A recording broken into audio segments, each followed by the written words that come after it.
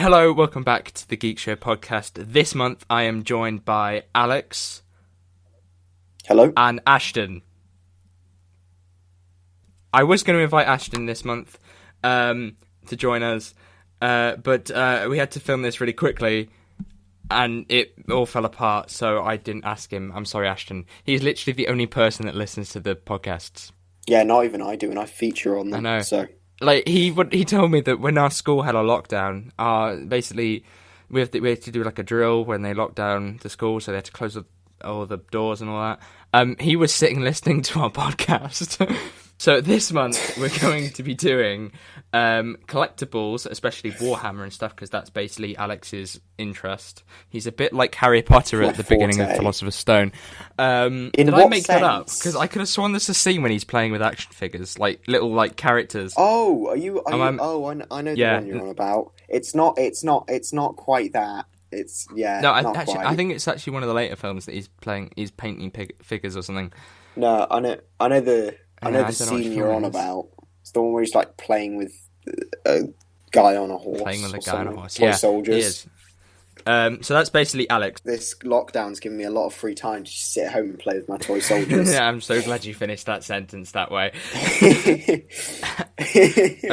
So we're going to be talking about all of that kind of stuff as not just Warhammer, not to alienate people that, have other interests. I was going to say lives then, but I realised that what I was about to say would not have said lives. Come now, Dan. You think we have people lives? Who are like invested in things such as Marvel figures. I kid you not, I've collected these Marvel movie figure collection since issue 1. And there's like 100. I have 100 figures. I think the one that most normal people can relate to is the Funko Yes, Pops. I've got a couple of them. Yep. So yeah, we're going to be discussing all of that. But first, you want to talk about Warhammer, because I know you want to. So, in a sense, Warhammer is a tabletop game. A lot of people call it overpriced. A lot of people never really understand it. The rules are very complicated. It's considered very expensive. I disagree with them, personally, but a lot of people give me funny faces whenever I mention that I actually enjoy the painting and the playing of Warhammer. The basis of it is that two people will come together with armies that they've built of plastic miniatures, and they will play a tabletop game which features dice, tape measures, scenery, and there's a ton of different game modes that you can try. It's very similar to strategy games like Total War. I think that's quite a popular one. Yeah, don't worry about it. there's not really much else other than that. That's its most simple way of putting into it. I suppose the only thing I can really add is that there is a very, very large universe surrounding it and a lot of lore that I won't bore you people with today. But yeah, the basis of it is that there are a lot of different armies that people can collect. Each army has different stats, abilities, different things that they're good for. Some armies are for human scum, like the Necrons. I'm probably in that team. Some armies are for decent people who are kind of like the poor children. Yeah, simp isn't quite the word I would have used. On the surface, I can understand how it would confuse quite a lot of people. Kind of, if someone were to walk into my house and just see a Warhammer game I have set up with whoever I'm playing against, if they don't know what it is, they might be wondering what the fuck is going on. If they were to walk in, it would look a lot like two people playing with toy soldiers. But I promise you it's a lot more complicated than that, and it's a lot more like playing a board game. Okay, so tell me about like the prices of these things. Like, how many sets do you really need to play? So it will really vary. You're looking, in total, there are well over 20 different armies that you can collect as such. Some varying in size and range. 20 armies. A lot of them fall under the same faction keyword, which means they can be brought together. So in total, you're probably looking more realistically at about 9. Right. 9 different factions as such. Pretty much every army brings something new to the table. So you've got armies which are specialised in range, but if you get into close combat, they're going to be horrific. You've got armies that basically use their infantry as cannon fodder for the heavy vehicles behind them. You've genuinely got genetically modified humans covered in steel Land Rovers, wielding weapons that could dice 8 people in one swing. There's a lot of variation on that then. For prices, it really depends on what army you're going for. How many armies do you need? The Adept... So you say there's 20. How many do you need to play? No one really needs more than one. If you pick... So usually what will happen is someone will build a small army, they'll play with it, they'll decide whether they like it or not. You're bearing in mind that for a small army, you could probably be looking at about the 50 quid range. For how big are the figures, though? Like, so you can get starter box sets, essentially, for each army, which comes with all of the sort of basics that you need for an army. What are those things? So the one I'm looking at for now is the Astra Militarum, which are the cannon fodder, heavy machinery sorts of people. For 50 quid, you will get one leader, a squad of infantry, one heavy weapon squad, and one tank. How many is that in terms of number? You say it's a squad. How many is a squad? Put it this way: most Astra Militarum players will end up bringing about 5. So you have 5 figures? No, 5 squads of infantry. How many is in this squad though? How many pieces are you getting? 10. That's not bad, is it? That's actually pretty decent. It's, you know what, it's weird, because a lot of people will look at you funny saying that you spent 20 quid on 10 small soldiers that you then use to beat the shit out of someone else's 10 small soldiers. But in terms of some hobbies, Warhammer is not as bad as it's made out to be. I think I spent 40 quid on a Blu-ray last month, and then I bought another Blu-ray, a Steelbook, as well. Didn't you spend like 80 quid on I spent an Iron Man Infinity I spent 80 Gauntlet? quid on a Nano Gauntlet that I have in the back of all my videos. The real price, I think, that a lot of people will argue for Warhammer, the real price that you're getting out of it is the reusability. So after you've finished with a battle, you don't just chuck the models away and move on to the next. You know, you can keep them and use them again consistently, and you have to paint them and you as do well, get a lot of enjoyment out of it. Oh yeah, and it brings a lot of fills in a lot of time. It can be very therapeutic. It can be very therapeutic. It's a great way to just pass time. Not only that, but it allows a lot of people to sort of expand your creative, I suppose, abilities. Yeah, it's also escapism. So, arguably, it gives you a chance to kind of just unwind. How often do you use them? Because you say you spend 50 quid on, let's say, a starter. How much do you have in total? Because I've seen bits of your media PowerPoint, and there are just, there's almost like hundreds of them. Let's just say that I've been collecting for well over 8 years. Nice door creaking. Yeah. So, 8 years, you've got... How many number-wise do you think you have? I could attempt counting them now, but don't. We might be here for a while. Okay. It's difficult Hundreds, to say. maybe? I would say about 100. Okay, so you've got 100. You've been collecting for 8 years. It's been, what, couple of grand, maybe? A grand? I would say my collection is probably about £300. £300? It's not huge. Oh, right. It's not huge. Yeah, that's still quite a lot for some figures. It certainly is, but it's when you really start to get into the bigger models that the value starts to come through, because you've got to bear in mind that the tank I mentioned earlier isn't even like one of the biggest things you can get. So you can get ridiculous things like super heavy walkers and tanks. Put it this way, there is a tank, I'm looking at it now, on the Games Workshop website. They're the guys who sort of started and run Warhammer as such. On their website, you can get something like a Baneblade, it's known as the Mobile Fortress because it's got just ridiculous amounts of firepower, and it's a huge model. It's honestly ridiculous. It's like the size of my thigh. It's huge. But, you can also get things like... again, it really depends on what army you're buying, what models they've got, what you kind of want to do with it, because there's so much customization you can do with this sorts of stuff. Yeah. Because of course you can paint them however you want. You can get modification kits from Forge World, which are a bit more expensive, but it's worth it if you want the final result to look fantastic. So with all of this stuff that you buy, then, so you buy, Mhm.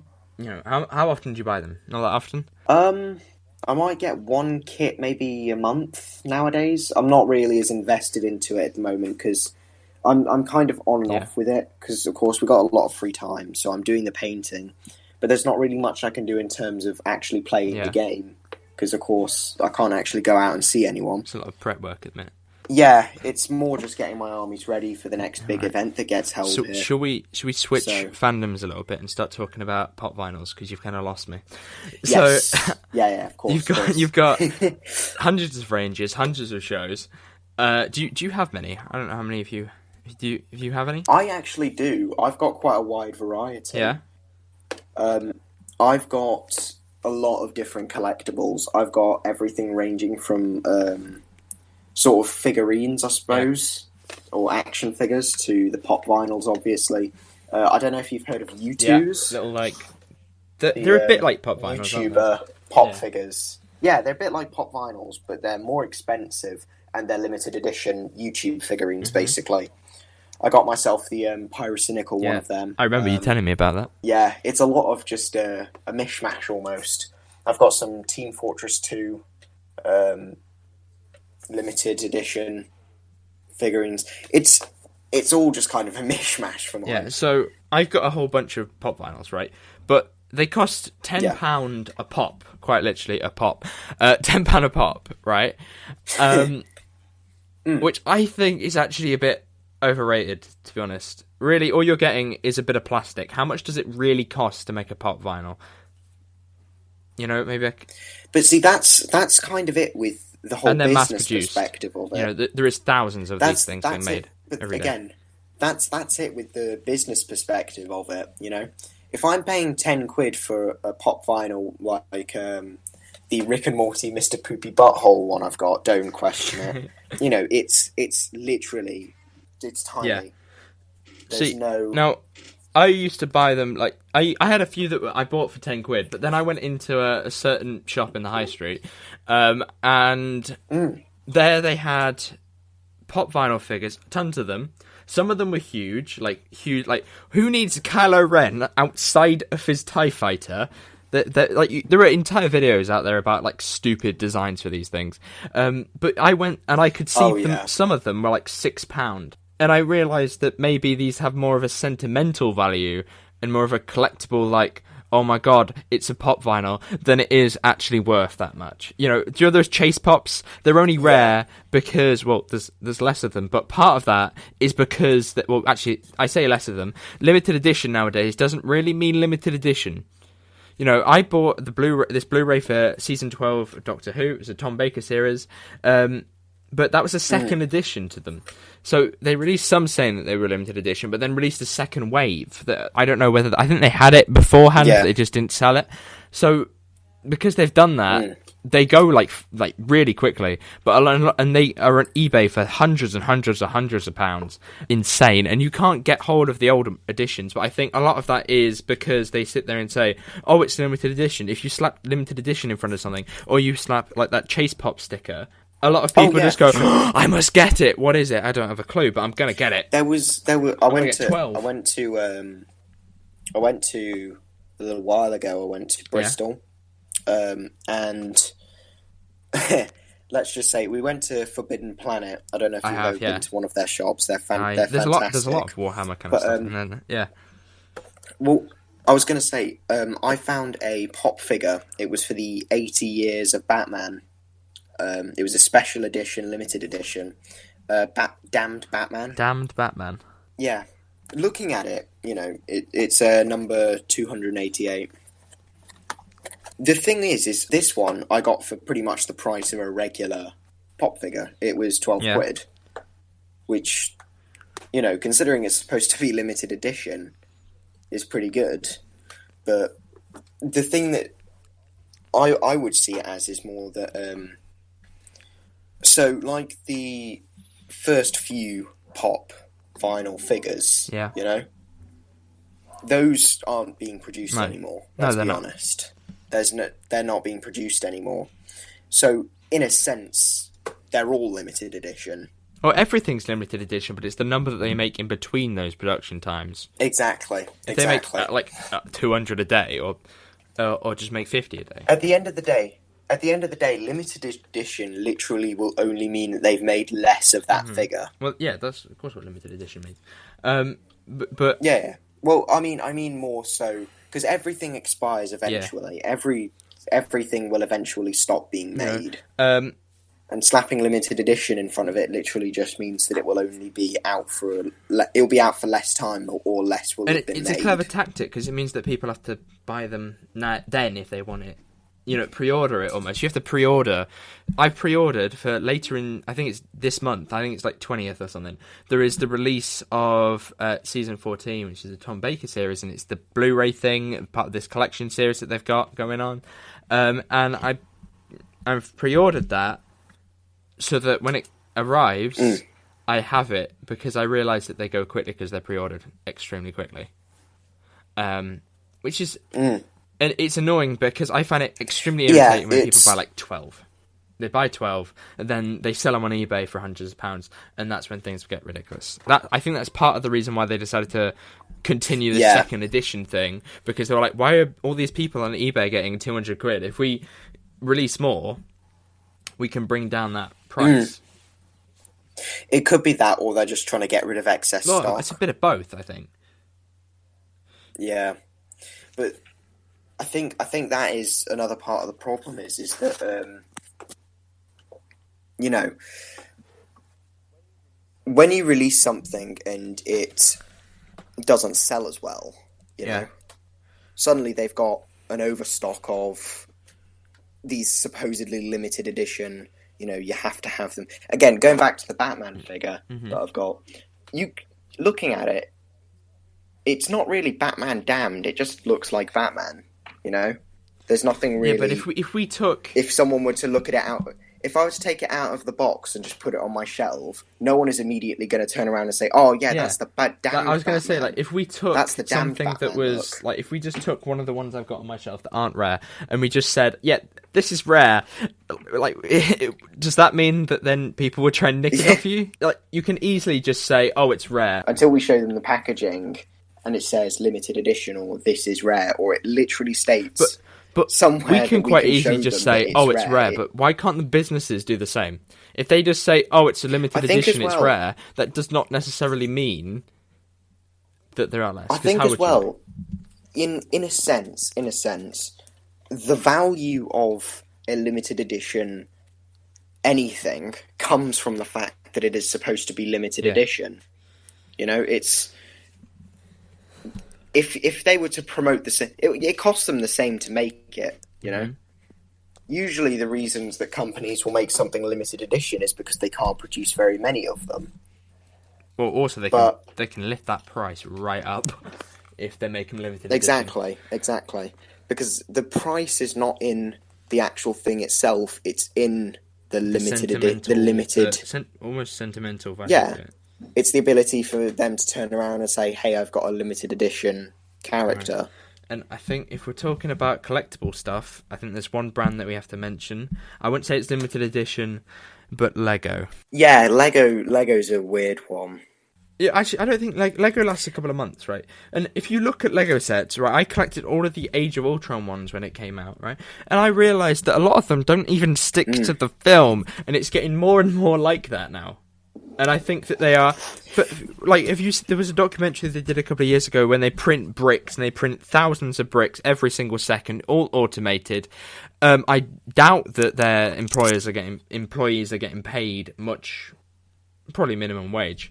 But they're making one brick like a second, probably costing them like £1, well, less than a pound, like one penny for each brick they make, because think about how small they are, and then they stick them together, and then boom, look, there it is, 50 quid, 100 quid, 150, a Millennium Falcon for 150 quid.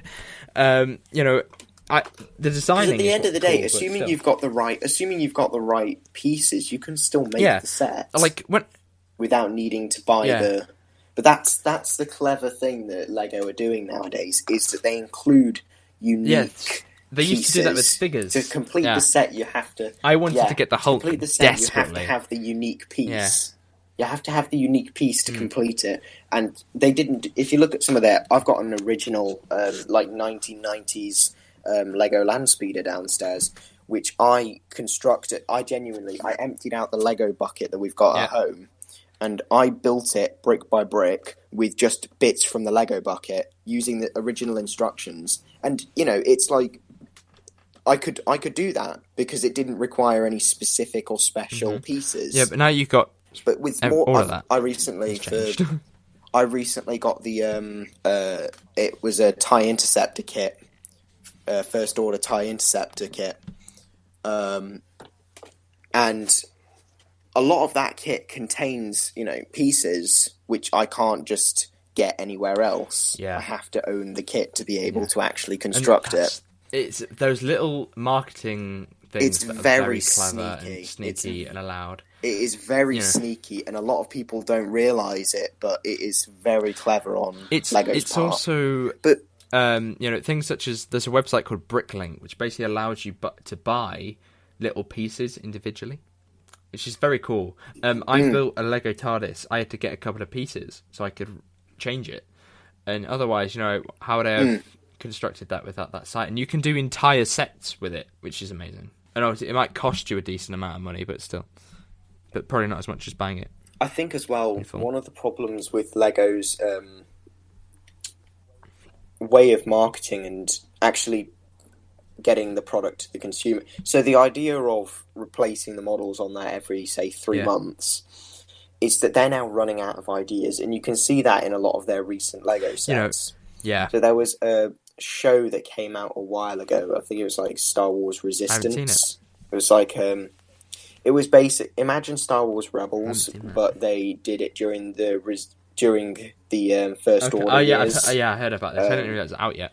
It wasn't really very well received, and it wasn't really good. But a lot of the Lego sets that came out of it were actually pretty good. The TIE Interceptor one that I've got came out of that, and it is actually a really cool set. But you can see with a lot of the sets they're doing nowadays versus the sets they were doing back in, say, 2010, they're now running out of ideas. I think, at this point. Obviously, they have to be careful with film tie-ins because they don't want to spoil the film. They can't say, Thor with Mjolnir. I was going to say, be careful, I'm about to spoil Endgame, but then realise that who hasn't seen Endgame or had Endgame spoiled for them already? Let's be honest. I was going to say, it's not the first. It wouldn't be the first time that Lego have spoiled a film. They couldn't spoil by releasing a Lego set. They have to keep everything. They have done before. We're not with Endgame.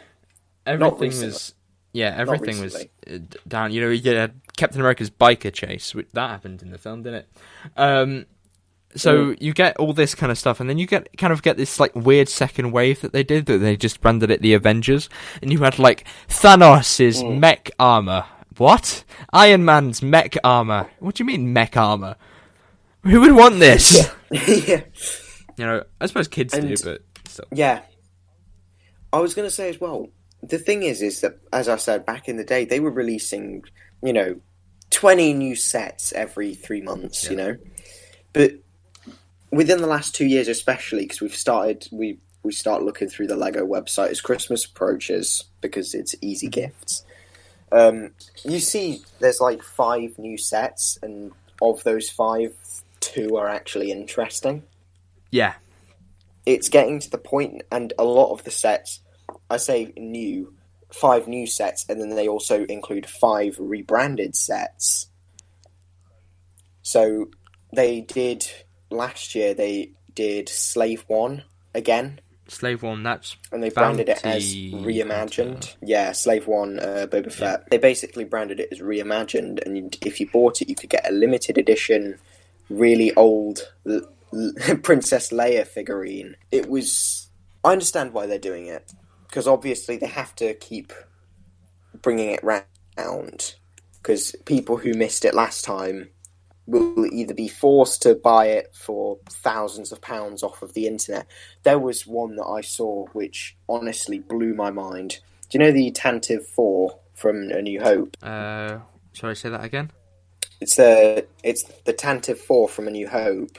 It's the ship Leia's in at the very beginning. Yeah. We have a set from, I believe it's about 1996, I think it was. No figurines included. Nothing like that.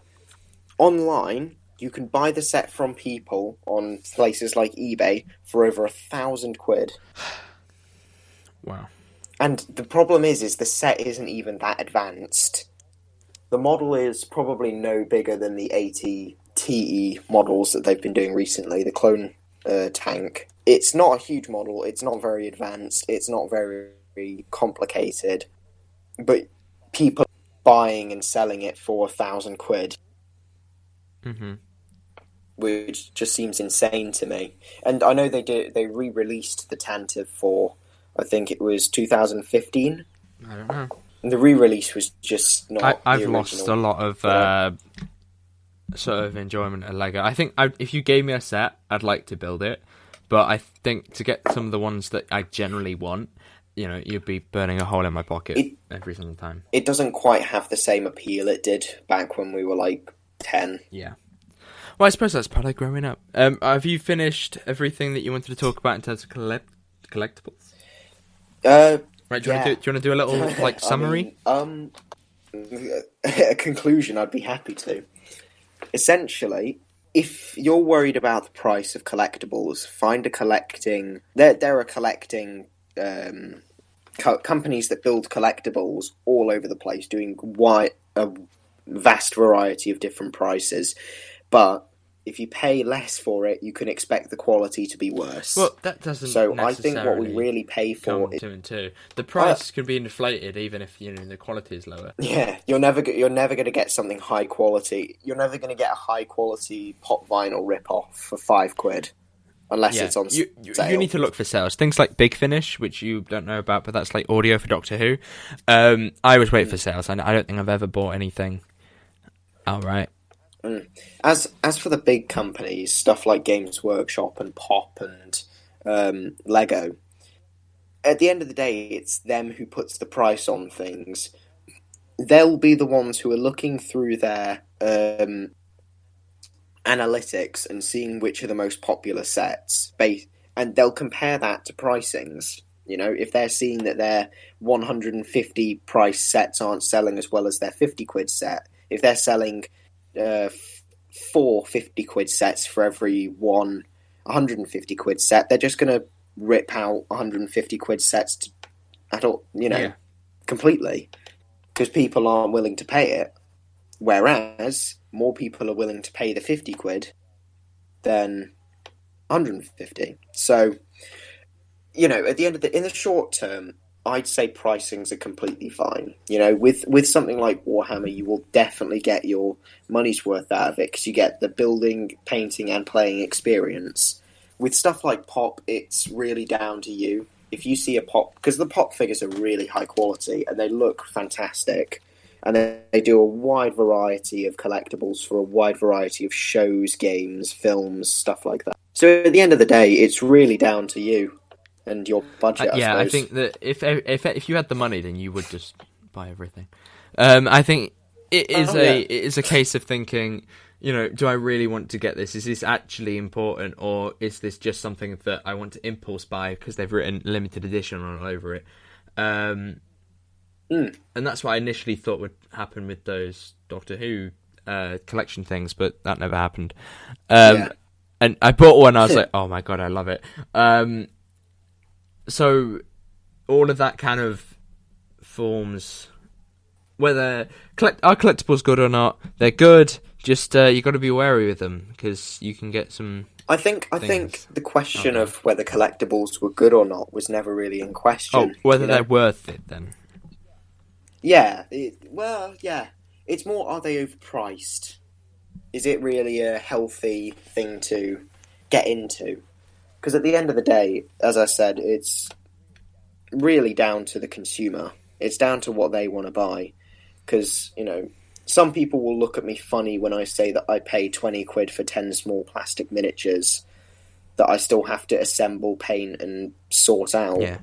You know? But others, I'll look at someone... I look at people funny when they tell me that they buy toy cars for collectibles, you know? It's completely subjective. In the same way that you were okay to spend what I would think was an unprecedented amount of money on your Infinity Gauntlet, you'll probably think that it's crazy me spending 50 quid for 13 miniatures, you know? Well, I think that's the end, Alex. Thank you very much for being with me this month.